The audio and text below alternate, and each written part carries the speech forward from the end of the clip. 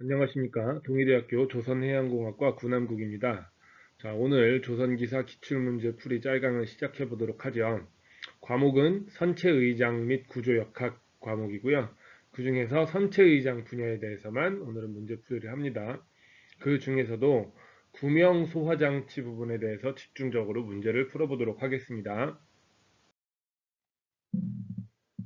자, 위급 상황 시 선박을 탈출하기 위하여 만들어진 구명정의 설치를 구체적으로 규정한 국제협약은, 자, 국제협약, 이걸 설명할 때 몰라서는 안 되는 기관이 하나 있죠.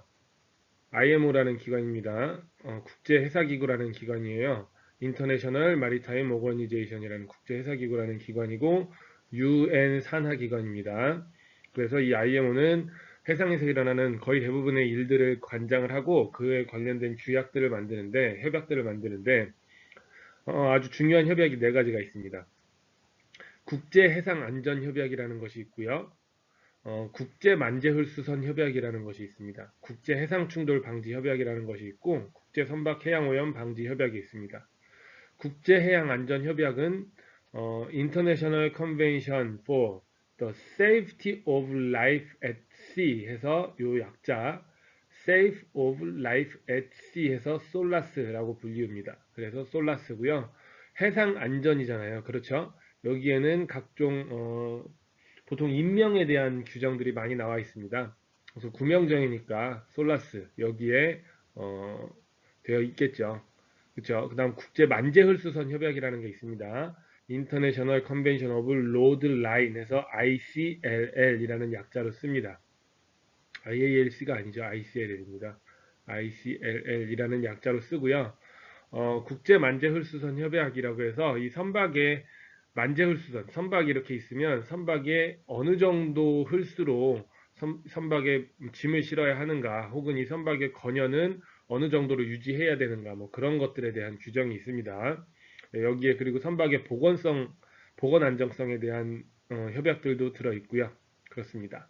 다음 국제해상충돌 방지 협약. 이거는 Convention on International Regulations for Preventing Collision at Sea라고 되어 있죠. 그래서 COLLEX라고 되어 있는데 이거는 보시면은 아시다시피 제목에서 보다시피 해상 충돌에 대한 해상 충돌 선박끼리 해상에서 충돌하는 것을 방지하는 그런 협약입니다. 그런 구체적인 룰들이 들어 있습니다. 그 다음 International Convention for the Prevention of Marine Pollution from Ship 해서 마폴이라는 협약이 있습니다. 이거는 선박이 해양에서 오염시킬 수 있는 가능성을 방지하기 위해서, 예방하기 위해서 어, 협약된 것이고요. 협약이 이루어진 것이고요. 보통 예를 들면은 선박 유조선이 있잖아요. 유조선이 사고가 나면 많은 양의 기름이 유출되죠. 그럼 해양 오염에 아주 심각한 영향을 주지 않습니까? 그런 것들을 방지하기 위한, 그다음에 뭐 그 이외에도 여러 가지 해양 오염에 관련된 여러 가지 규정들이 있습니다. 네, 그것들을 그 관련된 협약을 마폴이라고 하고요. 네, 그래서 답은 3번 솔라스가 되겠습니다. 구명정에 표시되지 않는 것은 구명정에 표시하는 것들은요. 일반적으로 무엇이 있냐면요. 형식 승인 번호, 그 다음에 제조 번호, 이 구명정의 제조 번호, 그 다음에 구명정의 주유 치수, 그 다음에 구명정의 정원, 얼마나 많이 탈 수 있는가, 그 다음에 만재 상태의 중량, 요것도 표현을 해야 되고요. 표시해야 되고요. 그 다음에 제조년월일, 그 다음에 제조자의 성명이나 명칭, 그런 것들을 표현하게 되어 있습니다. 그래서 구명정에 표시되지 않는 것은 전진 속력은 포함되지 않습니다. 다음 문제. 구명정에 대한 설명으로 틀린 것은 읽어보죠. 복원력이 커야 한다. 당연하죠. 구명정이지 않습니까? 복원력이 작으면 선박이 뒤집어지겠죠. 내파성이 커야 한다. 내파성이 뭡니까? 파도를 헤치고 가는 혹은 파도에 견딜 수 있는 능력. 당연히 커야겠죠. 속도가 커야 한다. 글쎄요. 내부에 부채가 경납된다. 부채라는 건 뭐냐면요. 말 그대로 부채, 떠 있는 물체, 뜰 수 있는 물체를 이야기합니다. 그래서 선박이 이렇게 있으면 선박이 사실은 뜨는 원리는 물을 밀어내기 때문에 뜨는 거거든요. 뭐 다들 아시겠죠? 물을 이만큼 밀어내니까 그 밀어낸 물이 얘를 들어 올리는 힘, 즉 부력이 생겨서 선박이 뜨는 건데 그래서 만약에 선박이 뒤집어지면 어떻게 되죠? 선박이 뒤집어지면 물이 들어차면 그만큼 물을 못 밀어내니까 그래서 선박이 가라앉게 되는 것이거든요. 그런데 내부에 부채가 경납되면 말 그대로 뜰 수 있는 물체입니다. 물보다 많이 가벼워서 뜰 수 있는 물체. 사실은 이것도 물에 뜨는 원리는 똑같죠. 물을 밀어내기 때문에 물에 뜨는 건데 부채 자체는 물에 잠겨도 물이 여기로 스며들지가 않죠. 그래서 계속해서 똑같은 양의 물을 밀어내고 있기 때문에 선박이 뒤집어지거나 물이 들어와도 어느 정도 부력을 확보할 수 있는 장점이 있습니다. 그래서 내부의 부채를 항상 경납을 해야 합니다. 그래서 이것도 맞는 이야기입니다. 속도가 커야 한다. 뭐 잘은 모르겠지만 굳이 속도가 클 필요는 없습니다. 그리고 나머지 세 가지가 워낙 확실하게 맞는 것이기 때문에 답은 4번입니다. 자, 다음 신호장치 중에서 구명정에 비치되는 것이 아닌 것은 있죠. 구명정에 비치되는 것들은 어떤 것이 있냐면요. 뭐 sea anchor, 그 다음에 낙하산 부치 신호, 신호 홍염, 음, 발연부 신호, 일광 신호경, 그 다음에 수동 펌프 그런 것들이 비치됩니다. 제가 방금 이야기했죠. 신호 홍염, 낙하산 부치 신호, 발연부 신호 이런 것들은 비치가 되는 것이고요. 자기 점화 등은 비치가 되지 않아도 됩니다. 각각 여기 있는 예시에 대해서 알아보면 신호 홍염은 야간용 신호 장비로서 사람이 손에 들고 사용하며 붉은색의 화염을 1분 이상 연속하여 발생시키는 장치입니다. 그 다음 낙하산 부치 신호는 뭐 낙하산이라는 말이 붙어 있으니까 대략 아시겠죠? 화약으로 공중 발사하면 낙하산이 펴지면서 매달린 불꽃이 천천히 떨어지며 빛을 보내는 신호기를 이야기합니다. 발연부 신호, 여기 보면은 떠 있다는 말이 있고 발연, 연기가 난다는 말이 있죠. 자, 주간용 신호 장비로서 점화하여 물 위에 투하하면 수면에 떠서 오렌지색의 연기를 3분 이상 연속하여 발생하는 그런 장비입니다. 자기 점화 등은 구명 부환에 매달아 물 위에 투하하면 자동으로 구명 신호를 발하며 2시간 이상 연속하여 일정 간격으로 깜빡이며 전멸한다. 이런 것입니다. 그래서 이 자기 점화 등이 아닌 요 세 가지는 항상 구명정에 비치되어야 합니다. 그 다음 문제, 구명동의 라이프 재킷이죠. 우리가 일반적으로 얘기하는 구명조끼 말하는 거죠. 예. 구명동의에 사용하기 위한 가장 적합한 부력 재료는 입니다. 코르크는 여러분들 코르크마개 많이 알고 계시죠? 이렇게 생긴 걸 의미하고요. K폭. 이게 K폭이 명주입니다. 명주나무. 여러분들 명주실 아시죠? 예, 그 명주나무, K폭나무. 그다음에 발사나무는 이렇게 생긴 거라고 하네요. 저도 찾아봤어요. 그다음 기포 플라스틱은 말 그대로 기포가 들어있는 플라스틱이겠죠. 그래서 이 중에서 가장 적합한 부력 재료는 K폭 나무라고 합니다. 저도 이건 여러분들도 외우세요. 저도 정확하게 지금 처음 보는 문제인데요. 이건 찾아보니까 K폭 나무가 가장 적합한 부력 재료라고 하네요. 예.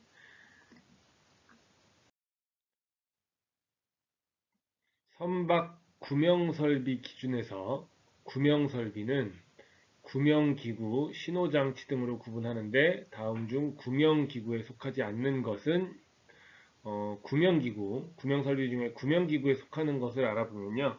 구명기구에는 구명정이나 단정, 구명뗏목, 구명부기, 구명부의, 구명동의, 구명삭 발사기, 구명뗏목 지원정 이런 것들을 구명기구라고 합니다. 그래서 조금 전에 이야기했던 항목들 중에서 구명동의가 있었죠. 구명동의. 그게 방수복에 해당하는 게 구명동의가 있고요. 그 다음에 구조정, 구명정 이야기했었죠. 그쵸? 그 다음에 구명부기 이야기했었습니다. 그렇죠? 신호홍염은 뭐였습니까? 사람이 손에 들고 붉은색 불빛을 낼 수 있는 1분 이상 붉은색 불빛을 낼 수 있는 그런 신호기구라고 그랬죠. 그쵸? 그래서 이것은 구명정에 비치하는 신호장치입니다. 그래서 답은 2번입니다. 구명정의 적재에 관한 설명 중 틀린 것을 골라 봅시다. 구명정, 선수격벽 전부 선수부에 적재한다. 선수부는 어디입니까? 선박이 이렇게 있으면 앞쪽이죠? 이 앞쪽에 구명정을 적재한다. 자, 일반적으로 구명정은 접근성이 좋아야 됩니다.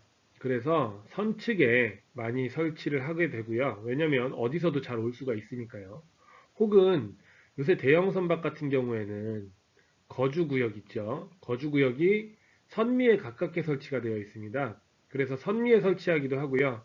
선미에 가까운 선측에 설치하기도 합니다. 예.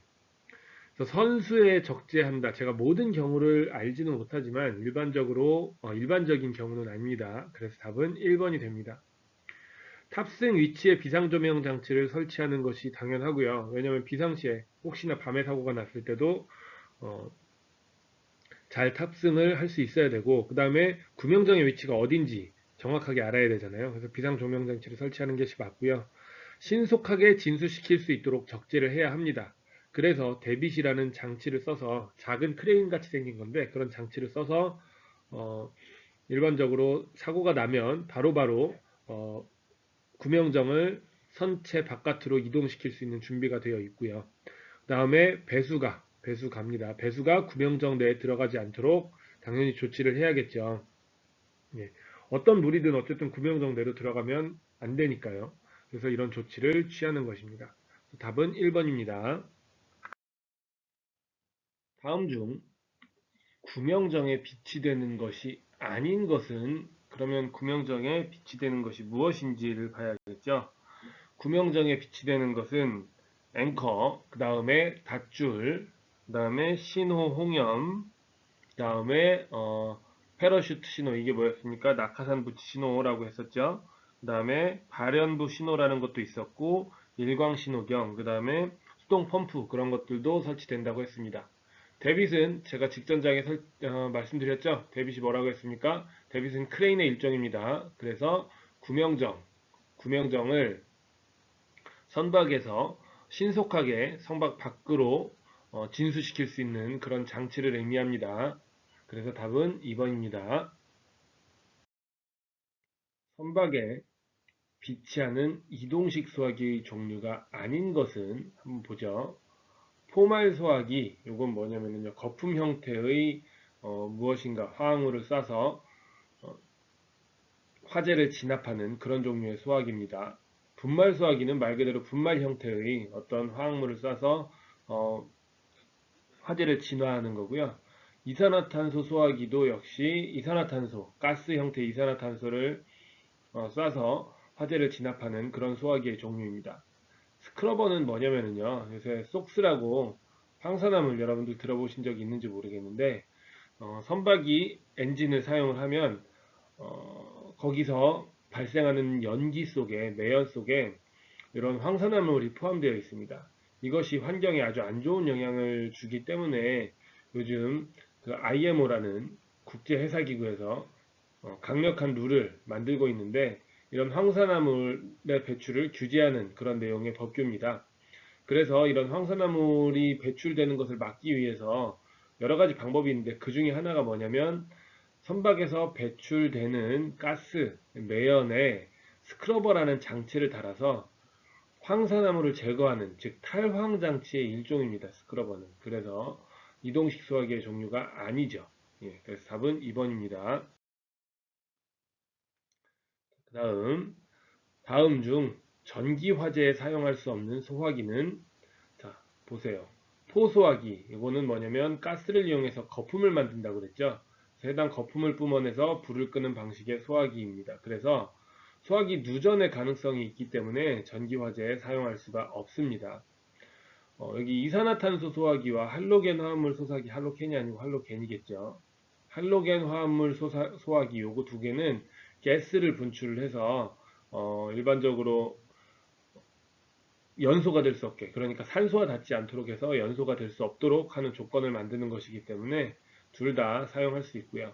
분말 소화기는 기본적으로 가루 형태의 어떤 것을 쏘기 때문에 이것도 일반적으로 절연의 효과가 있습니다. 그래서 전기 화재에 사용할 수가 있습니다. 답은 1번입니다.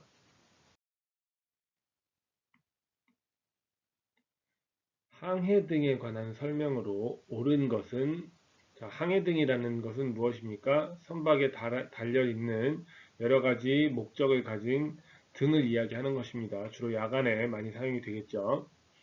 자, 현등의 사광 범위는 90도이다. 현등이라고 하는 것은 보십시오. 현등은 뭐냐면요, 선박의 측면에 달려있는 것이고요. 홍등이 있고 녹등이 있습니다. 그래서 선박의 진행 방향 기준으로 오른쪽에는 녹색 등을 달게 되고요. 그 다음에 왼쪽에는 붉은색 등을 달게 됩니다. 이 사광 범위는 112.5도죠. 그래서 이건 틀렸습니다. 좌현에는 홍색 등, 우현에는 녹색 등을 단다. 제가 방금 설명드렸죠. 맞습니다. 그래서 답은 2번이고요. 선미등은 직사각도가 67.5도가 되게 선미에 닿는 백색등이다. 직사각도는 135도입니다. 그렇죠. 선미등은 135도의 직사각도가 되도록 선미에 닿는 백색등을 말합니다. 홍색등은 어디에 단다고요? 홍색등은 여기 왼편 좌현에 달도록 되어 있습니다. 선박이 정박 중일 경우 충돌 방지를 위한 알림 표시가 아니죠. 그래서 답은 2번이 되겠습니다. 선박의 야간 항해 중 선박의 위치, 진행 방향 등을 알 수 있게 해주는 백색 등은 무엇인가? 자, 선박의 위치를 알려주는 것, 기본적으로 뭐 여기 있는 거 전부 다 보면 선박의 위치가 대략 어디 있다라는 것을 알 수는 있지만, 그래도 그 목적, 선박의 위치를 알려주는 목적이 가장 강한 것은 바로 마스트 등이라고 볼 수가 있습니다. 그래서 답은 3번이 되겠습니다. 오늘 짤강은 여기까지 하도록 하겠습니다. 수고하셨습니다. 고맙습니다.